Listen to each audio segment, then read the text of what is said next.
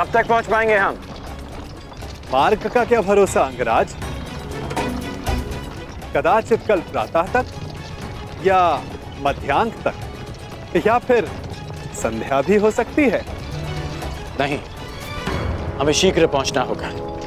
युद्ध प्रातःकाल प्रारंभ होने वाला है। योद्धा का युद्ध और मनुष्य का प्रारब्ध उसके कर्म के हाथों में होता है वीर। यदि इतनी ही शीघ्रता थी तो जलधारा के सामने इतना समय क्यों व्यर्थ किया? चला देते बाण, सुखा देते नदी को, मर जाने देते सारे जीव जंतुओं को। मैंने तुमसे पहले भी कहा है कि निर्दोषों का वध मुझे स्वीकार नहीं। यदि कोई लक्ष्य बिना रक्तपात के प्राप्त किया जा सके तो प्रयास अवश्य करना चाहिए।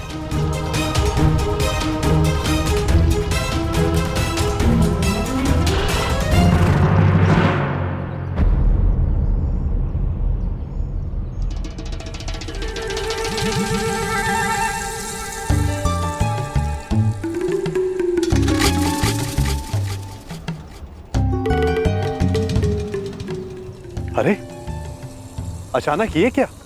वन इतना घना क्यों हो गया? यह कैसे संभव है? यही तो मुझे भी आश्चर्यचकित कर रहा है। कल तक तो ये मार्ग ऐसा नहीं था।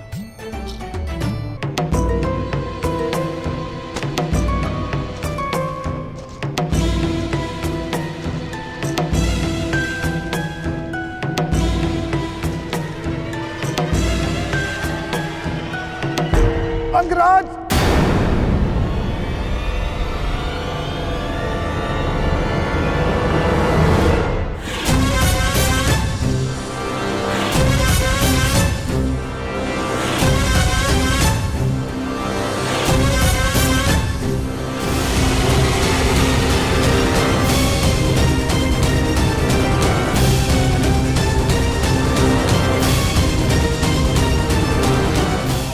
रक्षा करो अंगराज, रक्षा करो। मैं आपका सारथी हूं, मेरी रक्षा करना आपका कर्तव्य है अंगराज। रक्षा करो अंगराज, ये सर्प मेरे प्राण ले लेगा अंगराज। अंगराज सहायता करो अंगराज, अंगराज, अंगराज।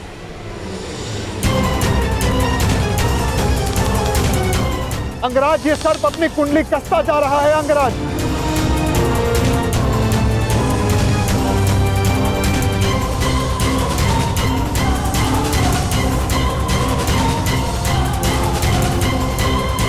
अंगराज सहायता।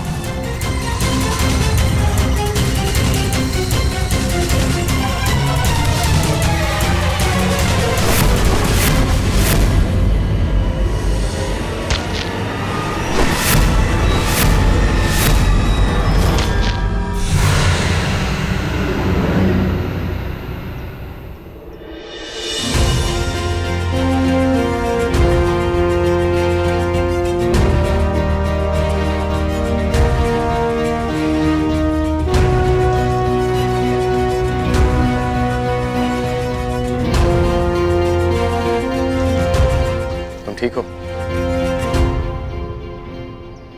तो चलें।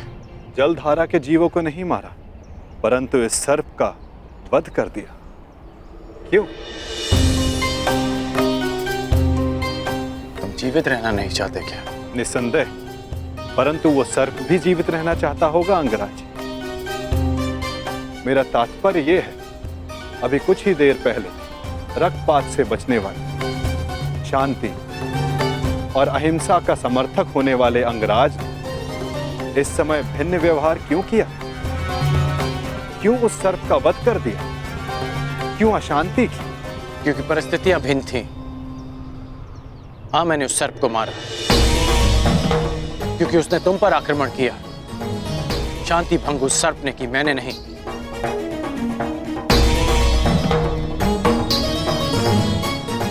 अब आपकी शंका दूर हो गई हो तो चले अंगराज। शंका तो तुमने प्रस्तुत की है, परंतु समाधान तो आपके लिए है अंगराज।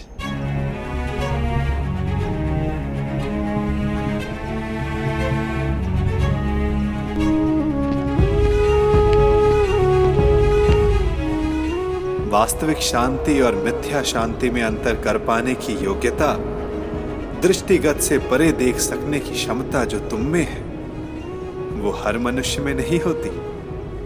मैं प्रभावित हुआ।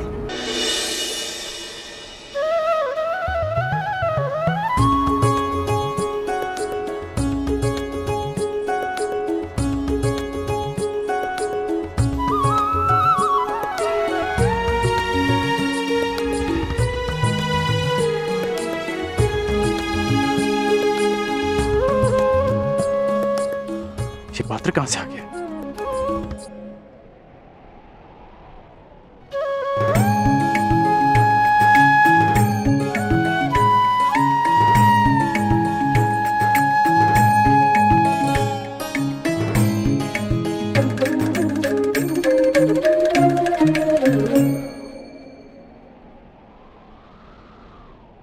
आपके मन का ये प्रश्न भी मैंने पढ़ लिया अंगराज। यात्रा कितनी लंबी होने वाली है, ये यात्री कहाँ जानता है। इसीलिए ऐसे समय के लिए ये माखन मैं हमेशा अपने साथ रखता हूँ। ये मुझे ऊर्जा और स्फूर्ति देता है और साथ साथ मन भी सचेत रखता है।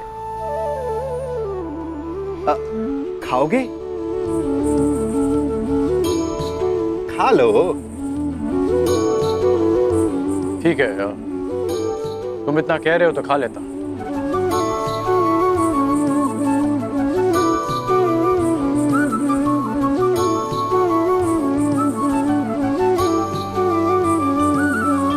कहा था ना, स्फूर्ति मिलेगी। थोड़ा और मिलेगा? हाँ, ये केवल मेरा है, परंतु आप सहयात्री हो इसलिए बांट लेता हूं।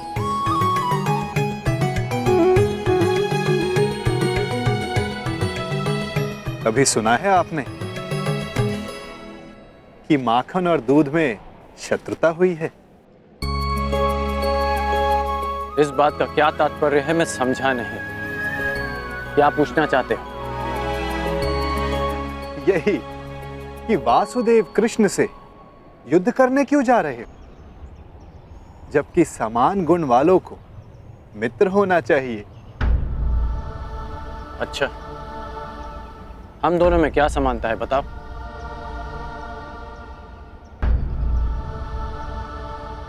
एक बालक जिसको जन्म किसी और ने दिया, पाला किसी और ने, जो बालपन से ही अन्याय और अधर्म से लड़ता आया हो, जिसका लक्ष्य अन्याय का नाश है,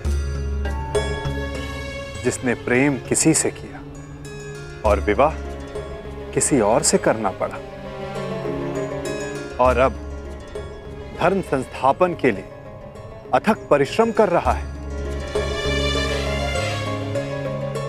अब आप ही बताओ, क्या ये समानताएं नहीं है? कुछ असमानताएं भी हैं हमारे बीच। कैसी असमानताएं अंगराज? कृष्ण को जन्म किसी और ने दिया और पाला किसी और ने, परंतु मुझे मेरे सगे माता पिता ने पाला है। निसंदेह, परंतु लक्ष्य दोनों का समान है। इसीलिए इस यात्रा में एक दूसरे का सहायक होना चाहिए, विरोधी नहीं। कदाचित हम दोनों एक ही पक्ष में होते हैं। यदि मैं जरासंध को वचन नहीं देता कि मैं कृष्ण के विरुद्ध उनकी सहायता करूंगा।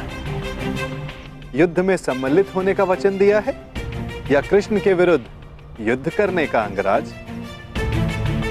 मैं समझा नहीं।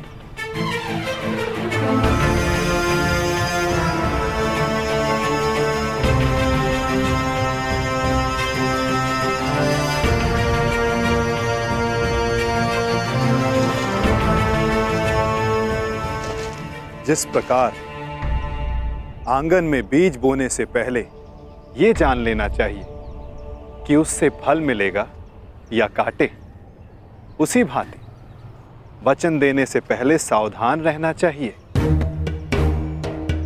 वचन ऐसा अश्व है जिसे समझ की रस्सी से ना बांधा जाए तो अनियंत्रित होकर अपने सवार को हानि पहुंचा सकता है।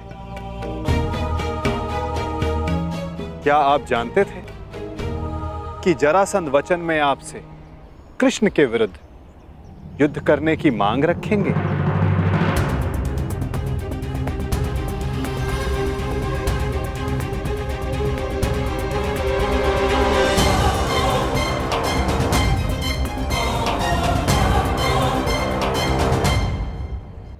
मैंने अपना कार्य पूरा किया अंगराज।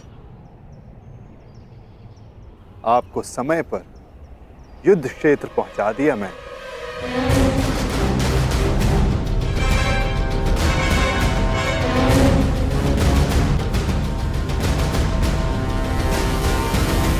आवश्यक भी था, क्योंकि हम दोनों के यहां आने से पूर्व युद्ध प्रारंभ नहीं हो सकता था। तो आपको लगता है कि जरासंध आपके बिना युद्ध नहीं करेगा? मेरे बिना जरासंध युद्ध प्रारंभ कर सकता है,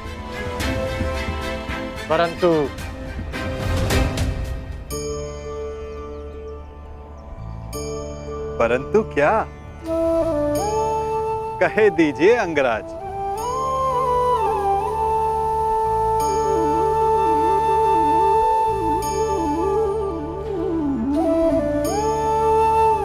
कहने की आवश्यकता नहीं।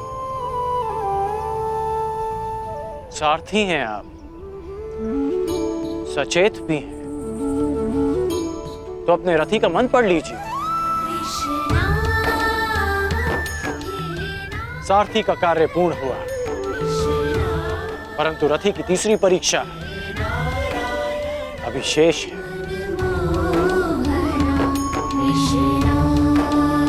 तीसरी परीक्षा? ये क्या कह रहे हैं आप अंगराज?